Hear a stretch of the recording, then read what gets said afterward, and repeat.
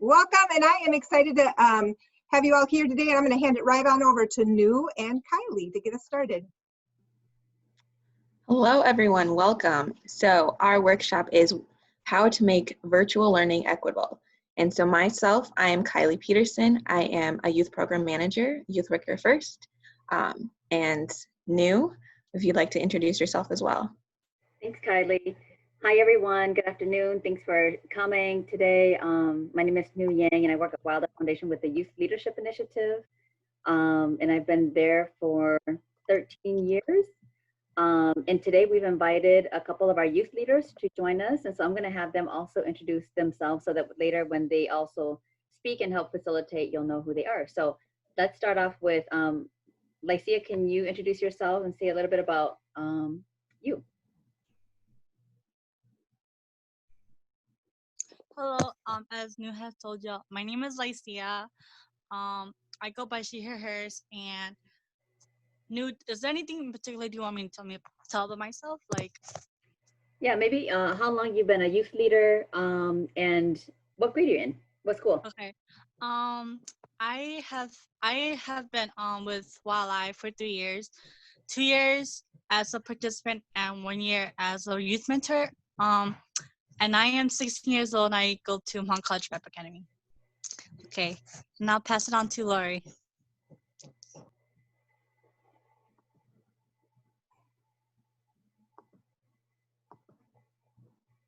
Lori, you might be muted. My bad. I'm here. Hello everyone. My name is Lori, and I also go by she or hers. I just graduated from Harding High School, and I've been in wildlife for about 4 years, and I youth mentor for 3 years. So yeah, pretty awesome. And I will popcorn it to Momo. Hi everyone, my name is Momo, and I also am a part of Wildlife. I've been with Wildlife for 2 years, 1 year as a participant, and then the next year as a youth mentor.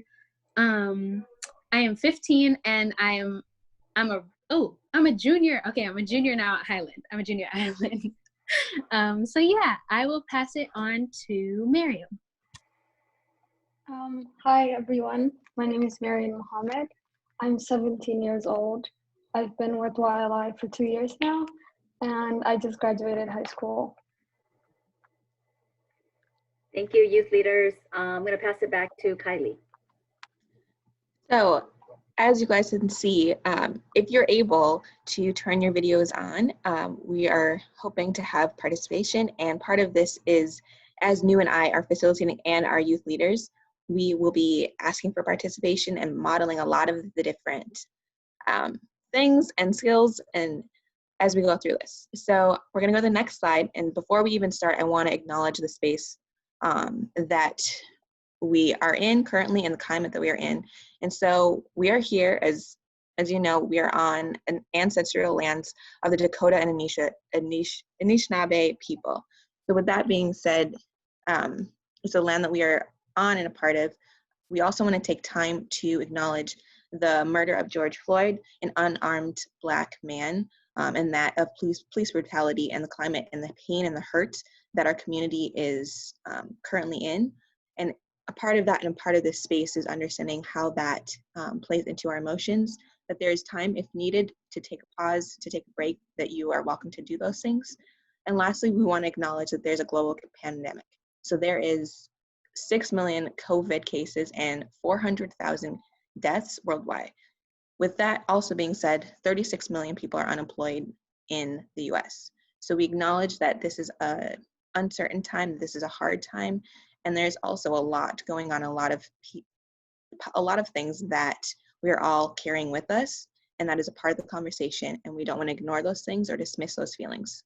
So throughout this, just be aware of where you are, your own climate, your own emotions and feelings during that time, and then we support those. We want to take a moment of silence. So we're going to take a minute. So if your videos are on or not on, just know that we are muting everyone at this time.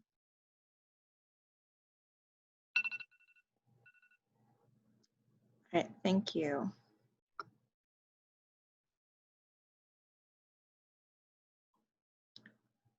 So as we've said before, part of today is really using this space to not only create our own community. There are some familiar faces that I see, and I know New does as well, but there are some that are unfamiliar. We want to make sure as we're creating and modeling all of the things that we're teaching, and that we acknowledge we are all learners and we're all teachers in this space.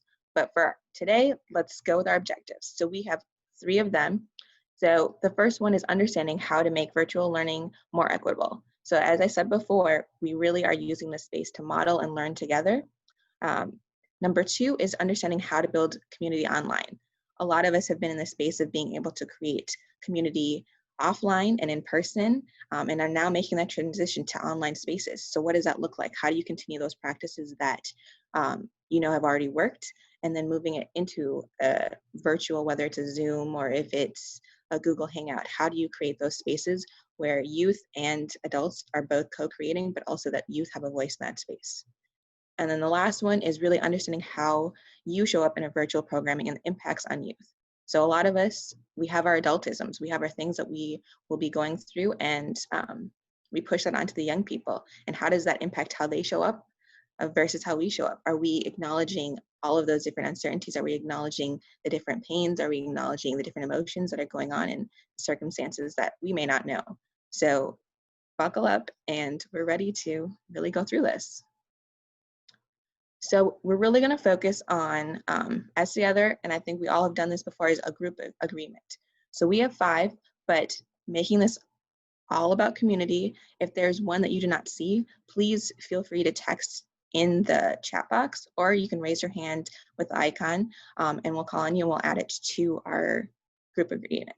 So group agreements really are the foundation of really community building and building the setting of how we are coming together and how we share with one another. So in this space, we honor everyone in the space. We're all teachers and learners. I've been saying this throughout, that our expertise, our experiences shape how we perceive the information, how we give out. So this is really an open space for all of us to learn from one another and also teach each other. There's plenty of things that New and I are both going to be learning and sharing in this space, but also we've got wonderful youth leaders that will be taking the lead on some of the content as well. Speak your truth and from your experiences. So I've been saying it, we all have our truths, we all have our experiences, and that's the basis of kind of the lens that we show, that we use and we honor the space to be able to do that together. So seek to understand, be curious, and ask questions. This is a great space to ask questions. I'm going to keep prefacing that we have the chat box open. You can ask questions throughout in that way, or you can raise your hand. We really want this to be an open format that curiosity and asking questions for clarity are something that we're taking in as we're going through this.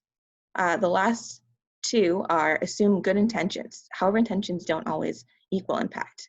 So we're going to assume from the get-go that it is good intention, that we're not trying to disagree, but we do all welcome and open that there will be disagreements, or there may be things that are differently. That goes back to speak your truth and from your experience, and really seeking to understand what others are sharing in your groups as we kind of get through and we start going through all of the different things that we have on our agenda for you.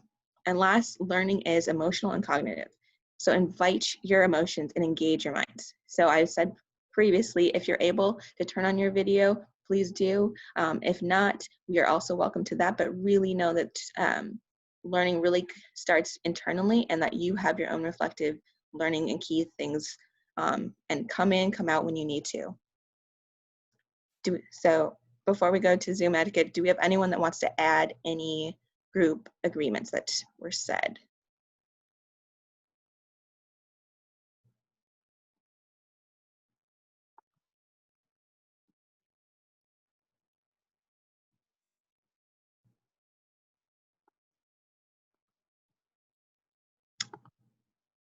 Okay, I'm gonna go that everyone is good with agreement. So can we get a thumbs up? Thank you. All right, handing over to New. Great, thanks, Kylie. We just wanted to remind all of us of some of the Zoom etiquettes. If this is your first time, it's okay. If you've been here before, you will recognize some of these. We encourage you to keep yourself on mute until you are speaking or you have a question. That's really to help minimize background noise so that we can focus on what is being said in the moment. Again, we encourage you to keep your video on. If you feel more comfortable with it off, we respect that. When you are speaking, we encourage you to turn it on so that we can kind of see you and you can see us. If you have a question throughout the time, we will have a time for Q&A, but if you do have a question as we are presenting and sharing, please feel free to raise your hand or write it in the chat box and we'll pay attention to that and surface that. Also, if you're new to Zoom, you can manage your screen display by either clicking on gallery view or speaker view. If you do speaker view, then whoever is speaking will just show up in a small screen. If you want to see more folks, you can do gallery view and minimize and control that so that you can see what's on the screen while looking at people. And then sometimes, I know this has happened to me, I'll accidentally press the leave button and it'll log me off. Just feel free to, join us right back. That has happened before. So if you're also new to Zoom, here's just some key things that you might need. So at the navigation bar at the bottom, the mute, the little mic button and the video button, you can control when to mute and when to, shut it off and shut it back on. The chat box in the middle there, if you want to type something, just hover and click on that. And then feel free to type. You can either do privately to one of us or you can do a public comment. We will be engaging you also throughout the session today by asking you to type into the chat box. So there will be a time when everybody will be doing that.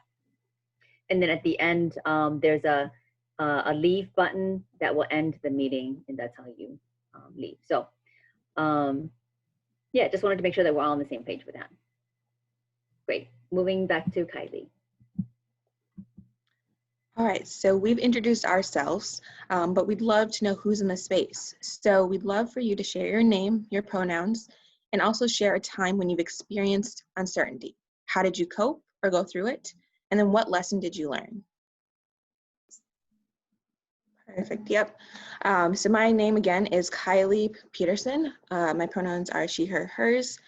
And so really my example of just facing uncertainty was really actually with a group of young people, and kind of all through COVID, we started meeting ahead of time in person and went straight from spring break into really not meeting. And that was hard, and it was uncertain in the aspects of just not knowing if we would see each other again, and what program would look like. So it was a lot of just learning how and what and to show up with young people, whether that was a text message or if it was a FaceTime, which then we learned very quickly that not everyone has an iPhone. So that was something that we learned, that the connection is still there, the relationships are still there and present, but it takes some getting to know each other again. It takes consistency, but really kind of basing the community that we built in person to then carry that into our virtual space. So as Jocelyn reminded me, yes, we are going into small groups where you all have an opportunity to share with one another, and then we'll come back together and we'll jump more. All right, everyone, welcome back. I hope that you were able to get to know some of the folks on the call today, and also hear each other's lessons learned. Again, there's so much going on right now that it's really important to pause and to remind ourselves that we've experienced uncertain times before.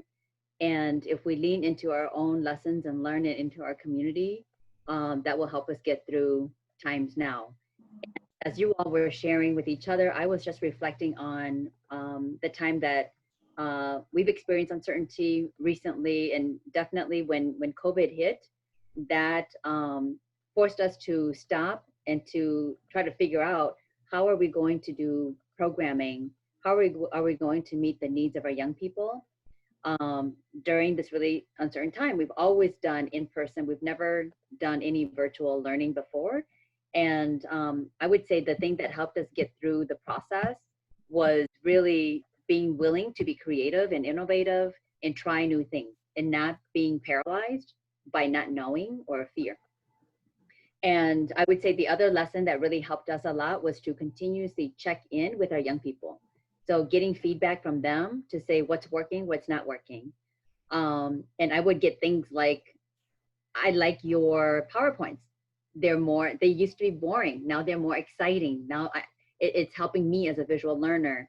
Or can we do more breakouts? We enjoy the small group conversations.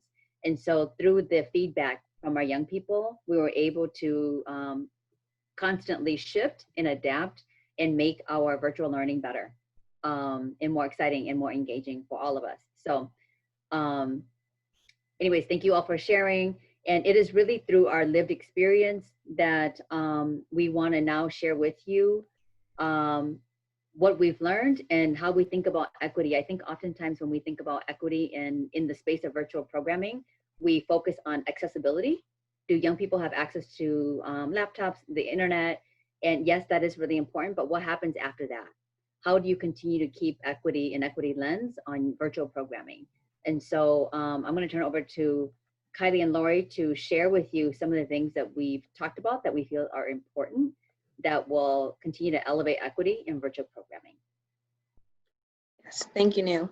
So as Nu had set it up, really it's looking past not just accessibility, it's looking at the different areas. So this could look in programming, this looks and how young people and staff are connecting when you pick the platform. And even with the platform, you've seen, as we've mentioned, if you want to have your video on, be comfortable.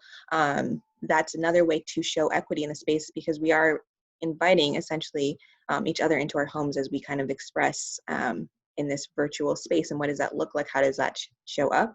And as you all will see, as we're going back and forth with the young people leading, there really is an importance of just how do we create opportunities. A lot of the things that we've done so well in person are some of the same practices, just adjusted, a little bit more creative, a little bit more innovative as we move on to virtual platforms. So I'm going to hand it over to Lori, and I'm going to support her, but she's really going to dig into these a little bit more. Lori? Yes, thank you, Kylie. Yes, these are a few of the ones that we came up, and they're the main points, and they're very important. I've experienced them as I went through virtual meetings and virtual sessions within YLI. The really big one for me would be, well, they're all big ones, but I think the big one that the two big ones that I really I feel towards is definitely the youth have a voice and a choice, and adult mindset and behaviors. I personally think that the adult mindset and behavior, it also goes a lot into creativity and innovation, but also the willing to be there and to connect and be vulnerable and understand that this is a hard time, and that sometimes virtual programming might be very different from being physically together in programming, and just to be there in that space and to be there for them. It's really about your mindset and how you really perceive how virtual programming will be, and just to have a positive attitude. If you continue to have a positive attitude, you will give them that feeling and that comfort to be like, oh, okay, like this is still programming, like I still have a safe space, even if like I'm at home, like I still feel like I am still connected with this community and these people.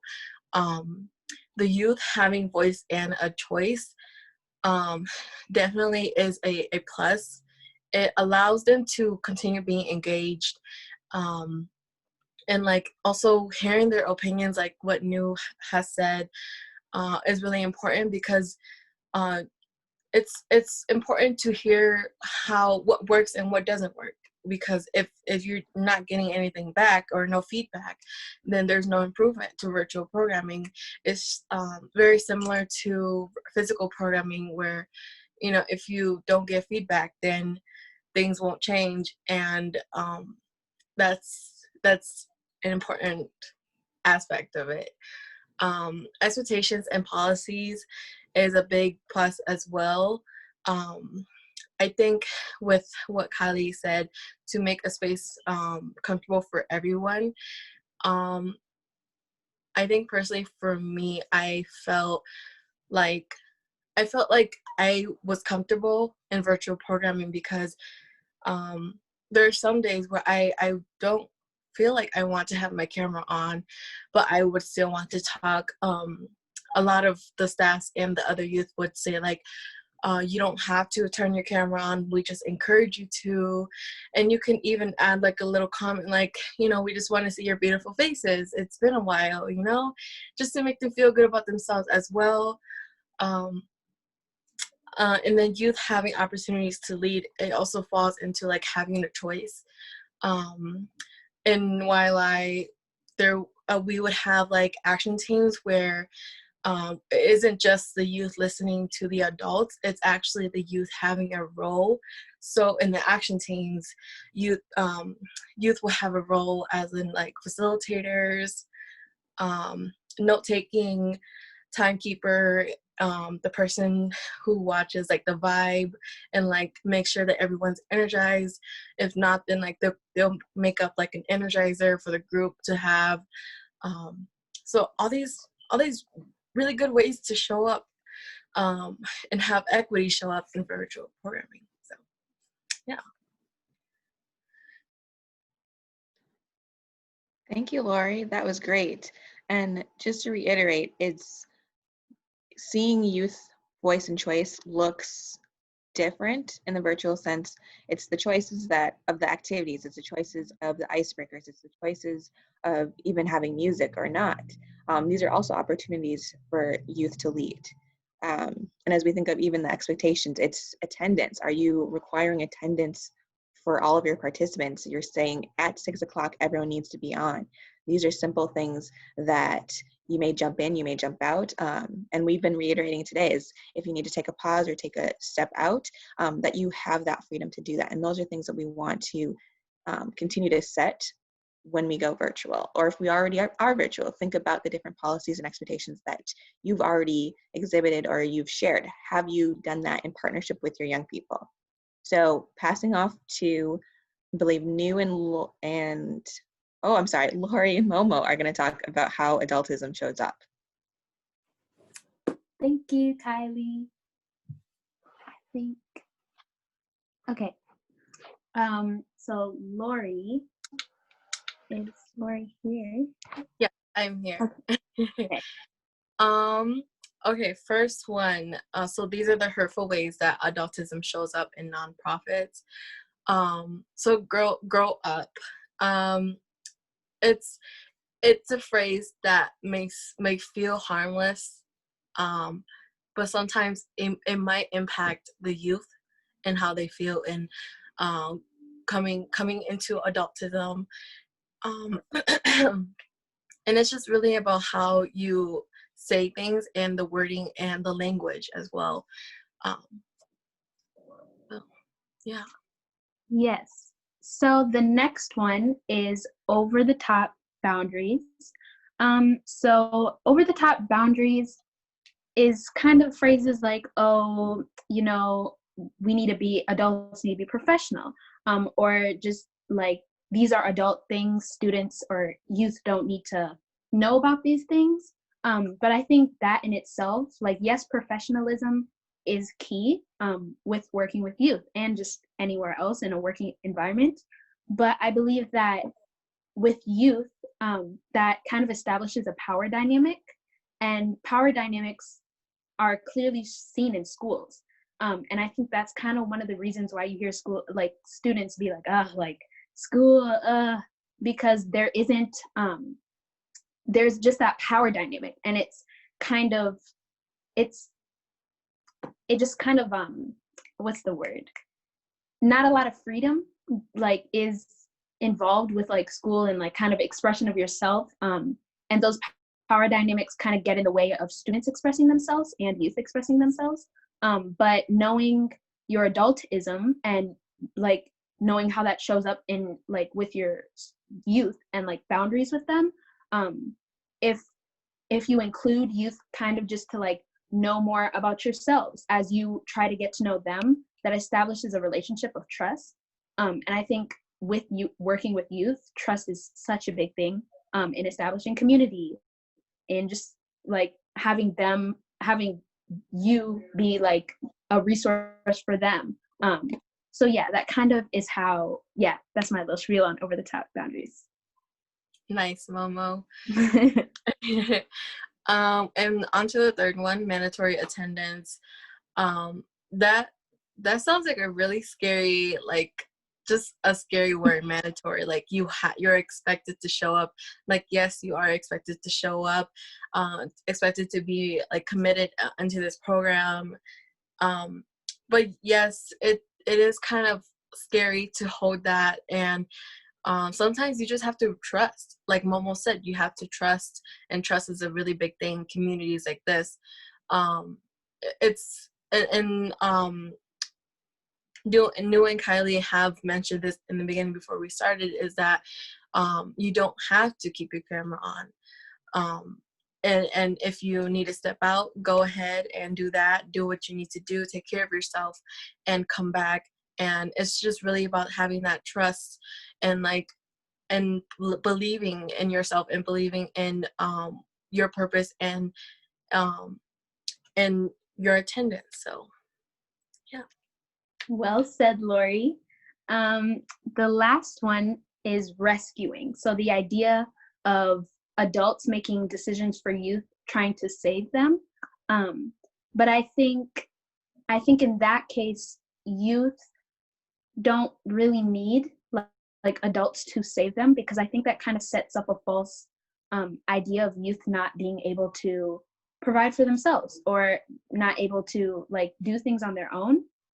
But in all reality, youth are actually very active when it comes to change, or just liberating themselves. And we can see that in just kind of what's going on now, because there are a lot of youth organizing protests and events when it comes to the Black Lives Matter movement and what is going on with George Floyd.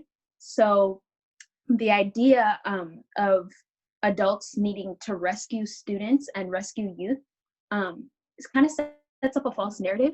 And I think a big thing with me and YLI is that the reason why I think I love like the community and YLI so much is that adults, like staff, wouldn't make decisions for us. It was always, ooh, we have an idea, but the youth are the one in charge. So that kind of gave us a place to be like, yeah, like I can show up with my authentic self, and I can show up knowing that my opinion and what I have to contribute to the table is valid. So I think that is something that we adults, that is something that adults need to kind of like take a step back and be like, well, what do the youth think? So yeah, that is my spiel on that. Yes, that was amazing. And the link for more of this, because there are 7, I believe, new. And if you'd like to see more of this, or just review more of this, the link is in the chat. Thank you, Jocelyn. So check it out. Great, thanks, Lori and Momo. So y'all, you heard from our youth and Kylie setting it up in terms of these are the things that we think are things within our control, within our space that we can create so that it's more equitable. And it promotes active engagement in relationship building and community building. And so now we're going to break all of us up into small groups. There's going to be 4 groups. I'm going to lead a group. Kylie's going to lead a group. Lori and Lycia are going to lead a group. And Momo and Miriam are going to lead a group. And we want you to share with each other. What are your thoughts? What are your experiences around your space? What are your policies and expectations around virtual programming? How are adults showing up in your space? Are you checking your own adultism and biases and habits? How are you making space for youth voice and choice? Or also even like if you have questions, what questions do you have around some of these things? And so each of us has a slide that's dedicated to us, and we'll be taking notes so that when we come back as a large group, each group will share kind of three ideas from your discussion that you want to share with folks that can promote equitable programming as we do social distancing programming. And then if you have a question or two, if you don't, that's okay. But if you have a question or two for the larger group, we invite you to also type those up. We have been on for a bit, and this is a great opportunity to take an icebreaker and a fun way to continue to build community, but also just allows you space to use what's in your home or what you have on you. And so we are doing a community scavenger hunt. So you will be placed in small groups again. So we're mixing you up again to get you exposed to other leaders within this group. And really remember to introduce yourself and share the item that you choose. So we have a list of items that you could find in your house or on you or in a purse or in your car if you're zooming in your car. So one is something that is soft and gives you comfort. One, a food item that is expired, an item that starts with the letter V, a receipt, and lastly, something that is meaningful to you. And so really, this is your time to kind of share a little bit about yourself in this. You can have the humor with something that is expired or something really that is meaningful. So I hope you take the time to get to know the others in your group and enjoy your 10-minute break. Go ahead and hand it back over to you all. Okay, awesome. Yeah, welcome back, everyone. We had a great little conversation. We also kind of finished our sharing a little earlier, and then we just shared like other icebreakers people have been doing, sharing ideas, and that was really, really helpful for all of us. And I guess a little takeaway that I want to share with you all is just as a reminder, you don't have to be the only one designing these little icebreakers and community building. We ask our young people all the time, again, sharing responsibility. They have voice and choice in doing them too. And so at the beginning, we might start out with a couple. And at some point, we're like, who wants to do the icebreaker next week? And so then they start volunteering and they start, doing their own research and being creative. And that will also help you build your toolkit. And just as a reminder, as you're inviting young people to share, like we use these like visuals all the time. Again, we don't love PowerPoint, but we like the visuals. And this is a space where you can say, hey, here's a PowerPoint link. Go in there before our session and put in your icebreaker. And that way, that will help you remember or build up again your collection of community building activities throughout that you can continue to use and just switch and change. So thank you for sharing. That was really fun. I just have to say, I shared that I have apple butter that a friend made for me for Christmas. And it was from 2018. And I just recently opened it and I'm not sick. It's still good. So you can eat homemade apple butter 2 years old. It's all right. Great. So I think with that, we're going to come back as a large group and do some sharing from the earlier conversations that you had.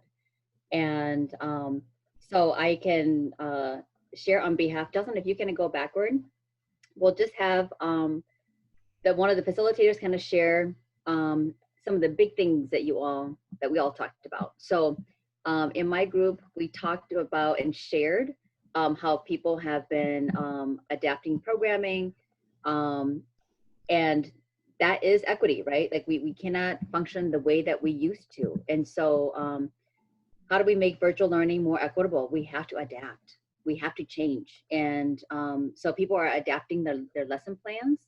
And so people are like, as they're designing lesson plans, instead of doing more hands-on, which we're all used to as after school, out of school time folks doing programming, we're moving maybe more towards more discussion as we're doing them on Zoom. We're also sending kits home so that young people can do them on their own. And so thinking about virtual learning beyond like platforms like Zoom. So that was a great idea. We're also, as we're designing lessons or our sessions, we're also trying to be thoughtful about what supplies might be available to all youth in their homes, and making sure that we're not asking young people to find things that they don't have. That would be perpetuating inequity, right? And so It's great. People are being really thoughtful about that. We also shared that like it's just going to take longer. We'll have to be more creative, and so having patience with ourselves. And I think it's okay. We didn't talk about this. I'm going to add it. That I think it's okay that we're going to make mistakes along the way. That's part of learning, and so have grace with yourselves. We also shared that one way to make virtual learning more equitable is to pre-record videos and pre-make versions of your assignments, of your lessons in various different forms so that young people can access, whether it's the videos that they might be more attuned to, or if they like reading and that works for them. So making lessons flexible. We also talked about the importance of play on during virtual learning. So continuing to play games, like the little one that we just shared with you all. I know that many folks on my team, and I want to invite you to share the resources that you have via the chat so that everybody can see. Again, I think play is really important. And so how do you continue to do that on virtual programming? Not only do we need a break in between sitting for a long time, but it's just energizers, right? And then we talked about, again, sharing responsibility of managing these virtual spaces. And so as whoever is presenting, it's hard to do a lot. And so kind of like how we're modeling it today, Jocelyn is helping out, Kylie's helping out. When they're not presenting, when I'm not presenting, I'm helping out, kind of monitor what's going on. And so sharing the responsibility, and you can do that with young people too. You can invite young people to share the responsibility of kind of managing space. And I think some of our youth leaders mentioned earlier, like when they are in their small groups, they are managing themselves, right? They're facilitating the discussion themselves. Someone's taking notes, someone is managing the vibe, someone's designing icebreakers. So the questions that we had for the large group, so if you have ideas for this, please share them in the chat box. How to hook youth to internet. As we're thinking about equitable learning spaces, we still have challenges. Some people just are not connected. They don't have internet access, or they might not have the computer to do that. So if you all have resources, maybe whether it's like, programs with really low fees, or again, other ideas, please share them in the chat box for all of us. And then affordable platforms. So Zoom costs money, and not all of us have program money to necessarily buy Zoom. So what are other affordable platforms that you're using that seems to be working really well? Please share those in the chat box. No, I'm gonna just real quick, I'm gonna put my email into the chat box. So if folks want to follow up about this, actually I'm gonna do a coffee break time someday, I think next week or the week after, about this, but you can email me directly. I know that St. Paul Public School students will have their iPads this summer, but Zoom, for example, does not work on their iPads. But I do have some instructions from the school district about how Google Meets is now free and accessible for folks. And so how do you make sure that you're on the correct list at the school district so it doesn't get blocked so they can use it on their iPad? So I don't want to take too much time here, but email me directly, and maybe I'll even send out the link with some of the follow-up notes as well. Thanks, Jocelyn. All right, let's move to the next group to do a share out. Lori and Lycia. All right. We updated the slides, so our questions aren't on there, but that's all right. We can say it here too. Okay. All right, Lycia. Okay, so how can we make a virtual learning more equitable? So the first one is being flexible with time. So then, like, when I mean by being flexible with time, it's like either by making the time schedule longer or shorter will be very helpful, and very also very, like, what else? Yeah, helpful. And it'll give us time to, like, gather our thoughts and stuff like that. Yeah. Yes. Number 2, going with the flow and adapting to certain situations and moments. We discussed on that one, and sometimes it does feel good to have like time segments and like knowing what's gonna happen next and going with that.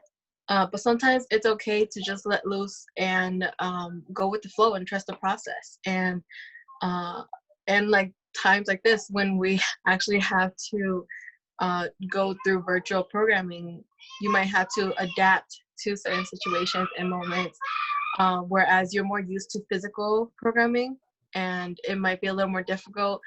And it's all about that that habit of switching and adapting to certain situations. That was well said, Lori. Okay, number 3, pace and patience. Take a step back if you need help.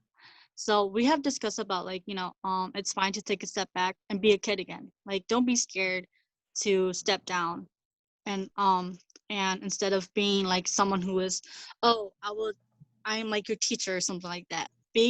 Allow yourself to go back down into someone's shoe or someone's learning pace, because everybody have their own pace and everybody needs time to do certain things.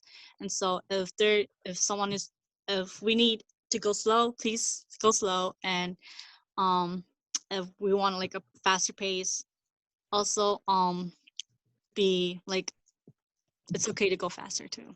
Yeah. Period. And then creating a comfortable environment for the youth to ask questions or sharing ideas, small groups after meeting and one-on-one, etc. Most importantly, just opening the space for small talk or big talks. One that really mattered to me in our program was, and I discussed it in our group, was one of our staffs. She used up her time even after like our programming ended to just like stay after, and was willing to open that space for anyone who wanted to stay and just like talk about their own personal matters or talk about programming or just talk about what's going on lately. And I think that's really important, to just open up the space and be willing to hold like conversations with youth and allow them to be comfortable and feel connected even when they're at home where they don't have like that person to talk about things with. So yes. All right. So questions for the light group. One is like, what was the one? Like, what is like, how can you hold on. I can't think. It's, what can you for a youth? What can you offer for a youth to, like, how can you make a session comfortable for youth? Yeah, like comfort zones, like, yeah. Nice.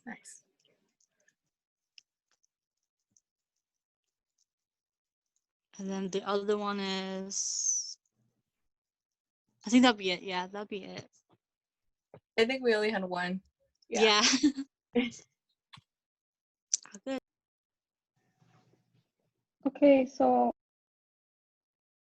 for our group, when we asked that question, I think we talked a lot about, like, most of the conversation was about programs for pre-recording videos for sessions and getting students to watch them to learn about stuff like consent, violence, and stuff like that. And then the second one was like the adults trying to understand youth's opinions. And the app Twitter came up because a lot of youth have been using that right now to talk about all the issues that are going on. And you see a lot of teenagers sharing their opinions and stuff. So we talked about that, and they said that they're trying to learn how to work with youth during these times by going to sessions like these and trying to get useful information from it.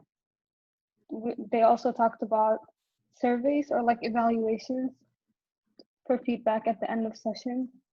And one of the adults said that they use SurveyMonkey for that. And our last one that we talked about was mailing kits to youth to do activities on their own or with the help of an adult.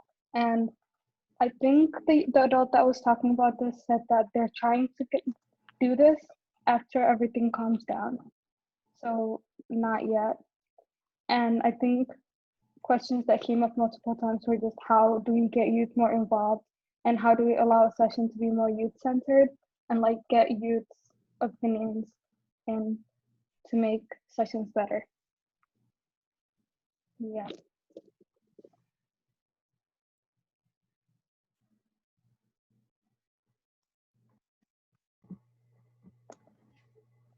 Okay, so let's move on to Kylie.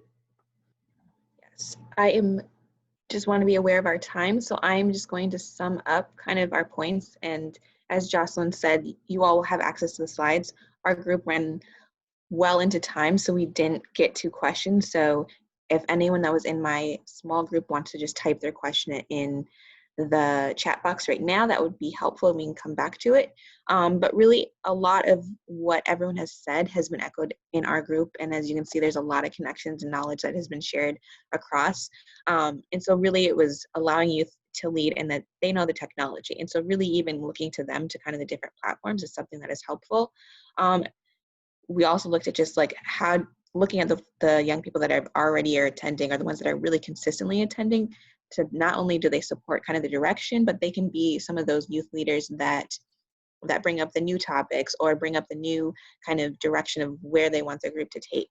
They're also a great way to just engage in motivating other young people to be a part of your group. I know that was a question that came up in our group, was definitely how do you continue to engage young people when you may or may not have direct relationships with them? So how do you get them to even come to the platform that you are setting up?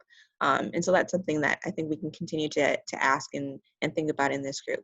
And then lastly, just really knowing your young people, where they're at and meeting them where they're at as well, and not taking away from just assuming what they want out of the platform and assuming what they want out of the content, but really knowing, hey, maybe we need to take a pause, maybe we need to move forward, or hey, they want to continue to talk and discuss this, let's allow the space to do that. So I am, as you can see, a lot of our questions and a lot of the content kind of answered within each other, and I know that both Jocelyn and New put some answers to some of the questions in the chat box. So as just kind of we're looking through, there are some answers and some resources that people are beginning to share. So I'm handing back and passing to New. Thanks, Kylie. So we've been sharing a lot, but I wanted to just give the platform over to our youth panelists and just for them to share like the next 10 minutes or so, what matters to young people regarding online programs based on your own experience, being in school and having, social distance learning there. Maybe you're a part of other programs that might be using virtual programming or the program that you're in currently. Share with us what really matters to you. And if you have advice for people like us who are in charge of running programs, who may not yet, have moved to virtual program, but are thinking about it or want to enhance what we're doing already, what advice would you give us? So what matters to you and what advice would you give us? And anyone can go, so.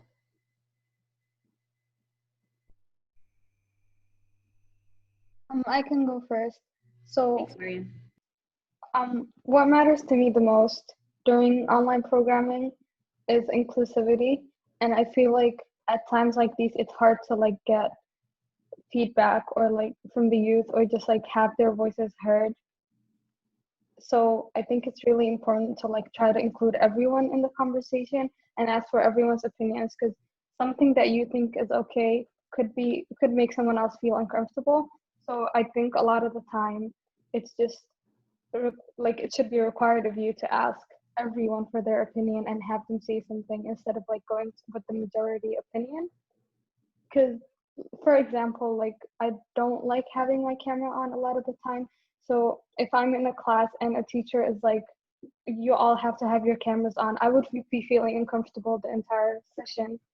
So I think just including everyone in the conversation is really important. Yeah. Mariam, would you mind sharing if there is an example that you can think of where we did a good job of asking for input? or including everyone's voices? Yeah, so I'm in YPE, which is Youth Participatory Evaluation. And I think we always have like new, always ask for feedback at the end of each session. And sometimes she asks us what we liked about the session and what we didn't. So when she asks questions like that, I feel like I'm more comfortable with sharing how I feel. And I tell her if I'm uncomfortable with anything that happened during the session. So just asking for feedback all the time is recommended when working with youth, because you might not have the same opinions as them. Yeah. Thanks, Marianne. Who wants to go next?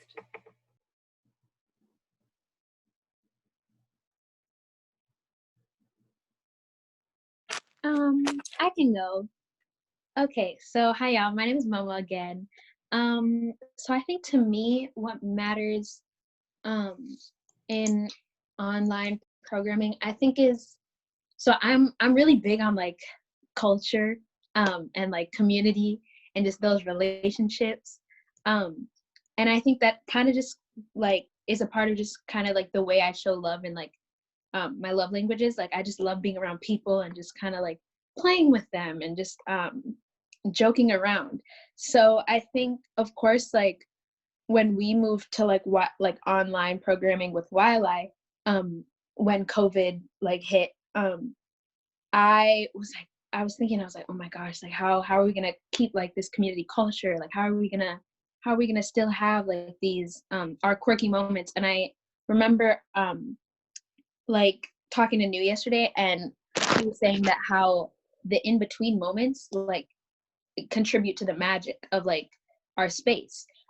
Like seeing like I don't know, just washing our hands, like getting ready for dinner, like, and that conversation that we have, like that you have with people, or just like bumping into each other in the hallway. So I think that was like a really big fear of mine, but we still like kept the culture, I guess, because, and like our community bonds were still strong like online because we just would still make jokes. Like we would have like virtual backgrounds, like funny memes or funny photos of each other, and that kept the culture alive. We also like would talk to each other in the chat.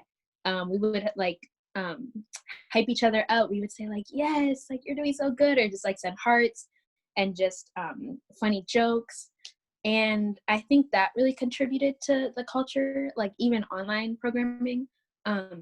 And for our graduation, for like our end of the year YLI celebration, we just had like the dopest like PowerPoint, and we still had jokes in our script like to for the participants. And for a minute I kind of forgot like that we weren't all together, because I like saw everyone and like we were all laughing and we were all like joking around. So I think it's good to have personal connections like in person, like and great relationships, but it's even better to see it through a screen and still have it like show that it just goes to show like how strong our community actually is. So I think community culture is like really important to me. So yeah.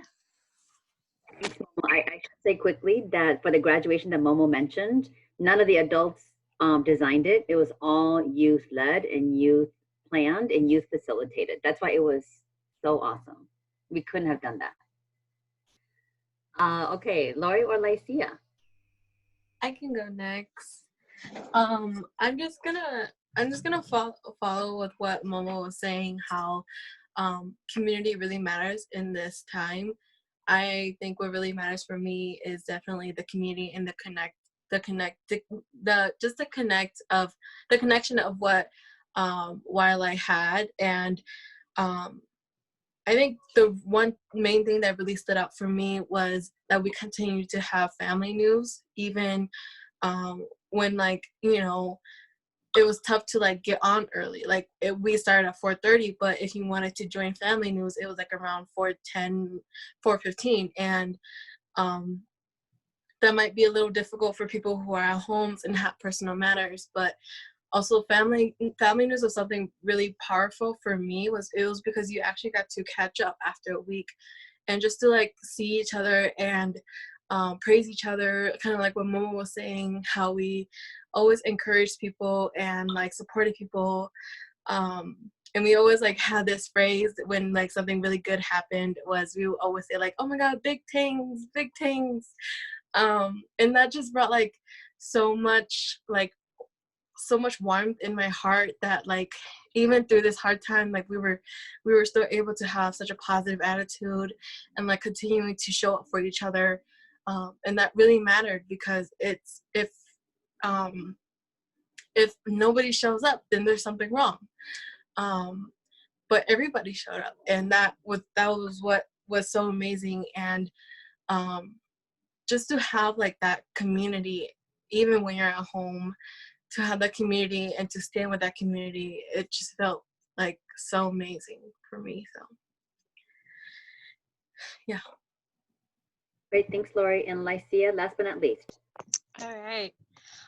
As y'all can see, like I am still very nervous because I'm in a space with like, I'm usually used to space with youth because I've been a wildlife for 3 years now, and it's kind of like, it's still kind of nerve-wracking to be like in a meeting with a bunch of adults, and it's just, yeah. And so diving in, so what matters to youth, young people. And so I really agree with what Momo, Marianne, and what and Lori said, because they all hit what matters. But going on more and adding on some more, like there are times where hold up, give me a minute. There are times where like me or like just anybody who are scared to let out their voice.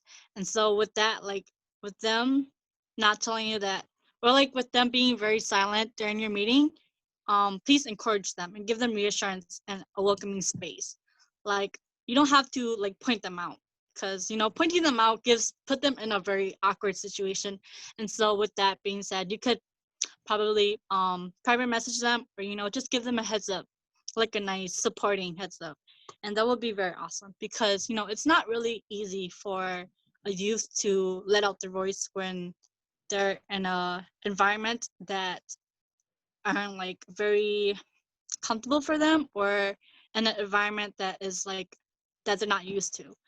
And so yeah, and with that being said, you can see that my voice is shaking because it's like so different for me.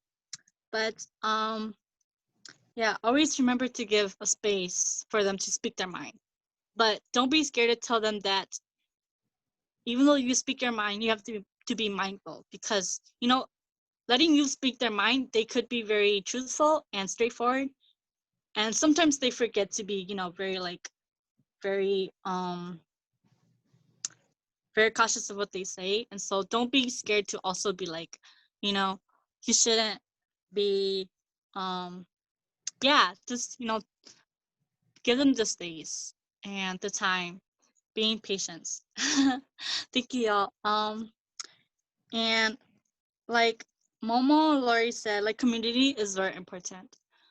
With that, community brings and holds a lot of strength, and not just that, a lot of like love. And so creating a community, like a very strong bond with a youth, is not easy, but then like take the time and patience to get closer to them. Like don't be scared, because they're not scared of you. They're just waiting for you to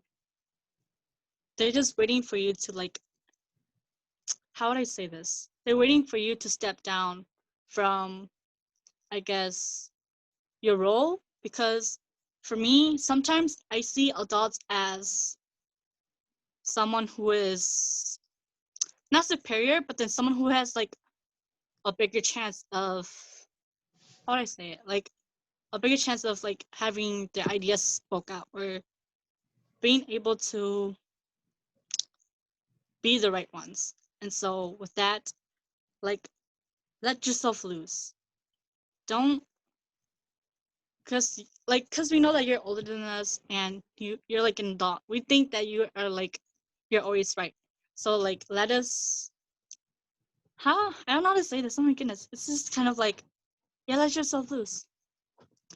And I think that'll be it because Lucia, I really appreciate that last part because I love and appreciate everything all of you said, but clearly you all had this culture coming into the virtual space that you were able to build on and continue. And I think for a lot of providers who are either bringing in new participants or starting new groups, it's like, how do we build that? Which is a lot of the community building we talked about. But I think your advice around, you know, be there, step back and create the space and know that young people, even if they're not asking for it, want that connection, and to be patient and persistent and make space for it. So I think that was really valuable as we go into these new spaces with new young people. So thank you all for that. Thank you, Lacey and Laura and Miriam and Momo for sharing your thoughts. Just in quick summary, you know, it's gonna require intentionality and creativity in all of our parts as we continue to think about how do we do programming differently in the time of COVID. Remember to involve young people in the process. It's critical and important. Lean into your youth work community, which is all of us. We're all practitioners here. We are trying to do this. We're not alone. And sometimes we might feel like we're alone, but we're not alone. And so keep on coming to these platforms to share and learn from each other. Use young people as designers and facilitators. They are our greatest asset as we move into virtual programming. May they also be yours. Continue to build in energizers, icebreakers, make it fun. And the only way to learn is to try. So keep on trying. And hopefully there'll be more opportunities like this where we can come back together and share. And so with that, we're just gonna do a quick closing and a quick poll. We will be sending out an official evaluation, Jocelyn, to capture more, but let's do closing with Kylie first. So for our closing, we're asking that you all type a response into the chat box, and then you and I will kind of read them aloud. But really, again, you have the choice if you want to respond or don't want to respond. So we're going to just go with the first question, which is, what is one takeaway from today? So one takeaway that you learned. It looks like Robert has already kind of started it off. So continue to list that one takeaway. What did you take away from today? We'll give you about 2 minutes to kind of get those responses typed in there for us to read off.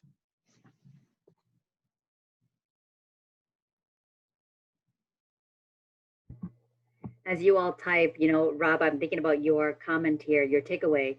It is so important. I think we bear a lot of responsibility as program folks. And so it is so important to pause and to listen to young people.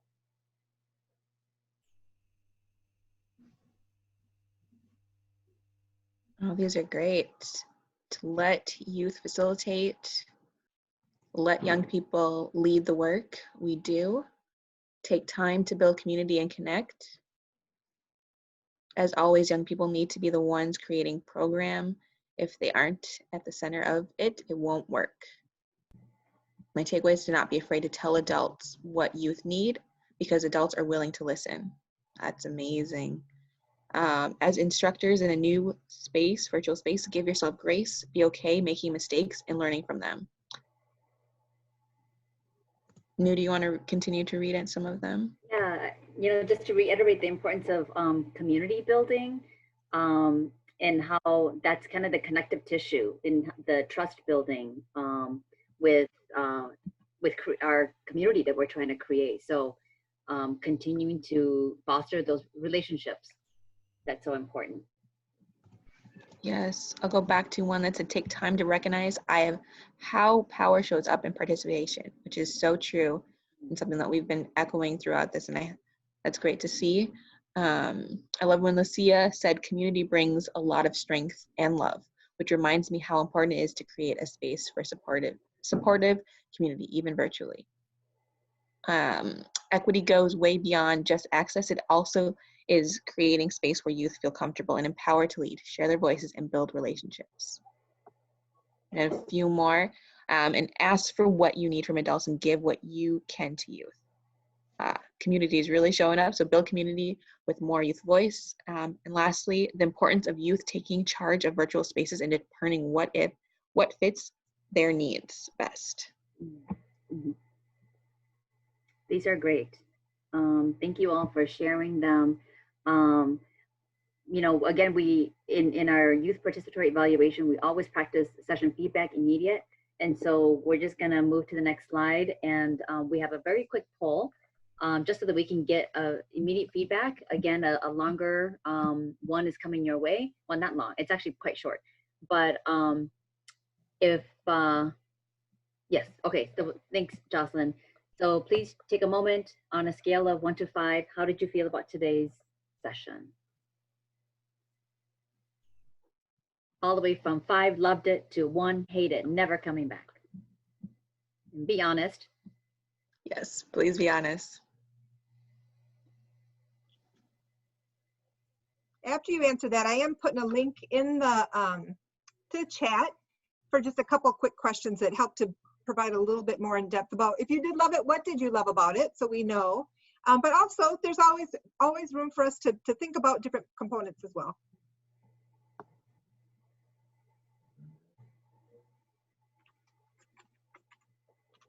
Great. And with that, we're going to end the poll and share the results. Oh.